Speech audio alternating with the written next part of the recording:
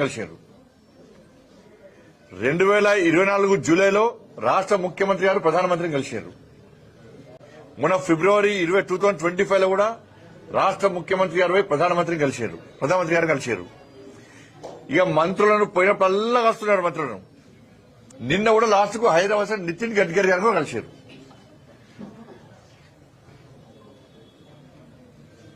ఎప్పుడు మీకు అపాయింట్మెంట్ ఇవ్వలే, ఎప్పుడు మీతో మాట్లాడలేదు. చెప్పులు ఎత్తుకపోయేటోళ్ళక ఎప్పుడు చూసారు, ఎవరు చూసారు?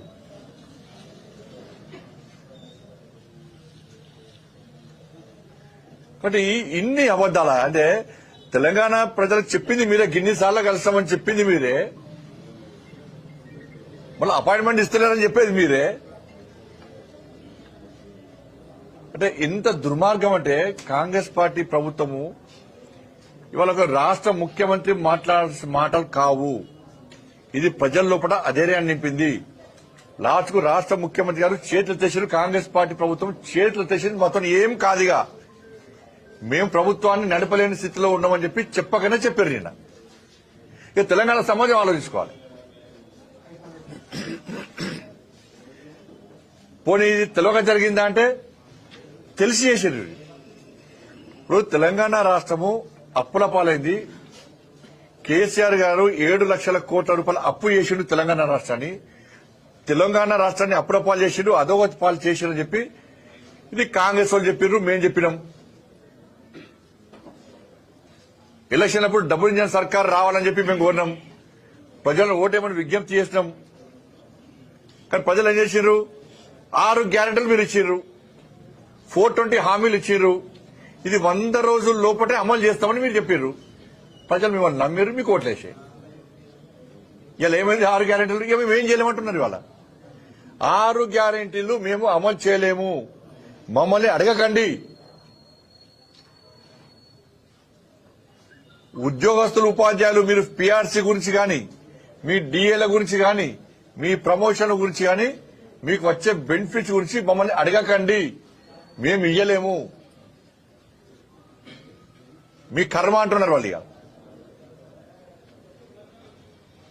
2500 రూపాయలు మహిళలకు ఇయ్యరుగా. 4000 రూపాయలు ఆసరా పెన్షన్లు ముసలు పెద్ద మనుషులకు ఇయ్యరు.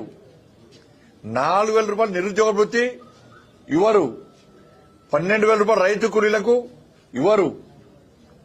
రైతు భరోసా ఇక అసలే ఇయ్యరు. కొత్త ఉద్యోగాలు ఇక ఊసలేదు. ఇక అయిపోయి రాష్ట్ర ముఖ్యమంత్రి చేతులు తెచ్చి మొత్తం కాదని చెప్తే చేతులు తెచ్చి ఎవరైనా కూరిగా మీ కర్మ, మీరు ఓట్లేసి మమ్మల్ని గెలిపించరు, మీ తిట మీది, మీ ఇష్టం అంటున్న రాష్ట్ర ముఖ్యమంత్రి దయ చెప్పేసింది. ఇక నిన్న ఇప్పుడు ఎన్నికల సమయంలో కేసీఆర్ అప్పుల పాలు చేసిండు అని చెప్పింది మీరే, మేం చెప్పినా మీరు చెప్పారు. ఏం చెప్పారు? సంవత్సరం లోపట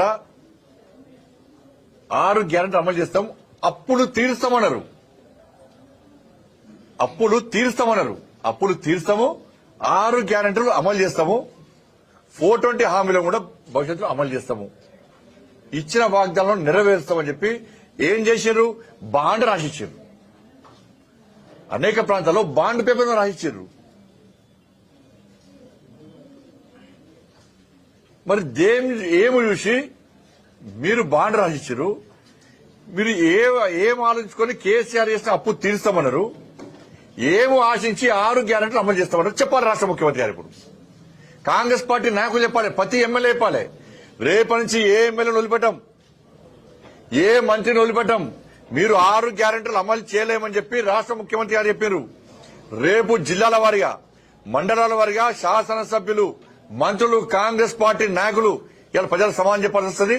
ప్రజలు నిలదీస్తారు. ఇవాళ ఆశామాషి ప్రజలు నిలదీస్తారు. ఏదో కేసీఆర్ 10 సంవత్సరాలు ఊకతోప్పుడు ఉపన్యాసాలు ఇచ్చిండు, మోసం చేసిపోయిండు, మేము కూడా అట్నే చేస్తామంటే కేసీఆర్ కు ఆలస్యంగా బుద్ధి చెప్పారు. కానీ కాంగ్రెస్ పార్టీకి వెంటనే బుద్ధి చెప్పడానికి ప్రజలు సిద్ధంగా ఉన్నారు. వెంటనే ఇవాళ తెలంగాణ రాష్ట్ర వ్యాప్తంగా చర్చ జరుగుతుంది. రాష్ట్ర ముఖ్యమంత్రి గారి వ్యాఖ్యలు చూసిన తర్వాత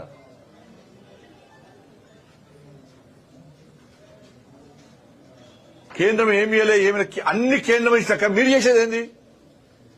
ఇచ్చేదంతా కేంద్రమే. శ్వేతపత్రం విడుదల చేయమన్నాం, మేం చేస్తామన్నాం. ఏమైంది? వాళ్ళు నిన్న కూడా 6,000 కోట్ల రూపాయల అభివృద్ధి పనులు ప్రారంభించారు. నిన్న ఒక్క నేషనల్ హైవేస్ కే తెలంగాణ రాష్ట్రంలో 1,25,000 కోట్ల రూపాయలు ఖర్చు పెట్టాం. నేషనల్ హైవేస్ కే. రైల్వేస్ అభివృద్ధికి, రైల్వే కొత్త నిర్మాణాలు, రైల్వే స్టేషన్లకు 32,000 కోట్లు ఖర్చు పెట్టినాం తెలంగాణ రాష్ట్రానికి.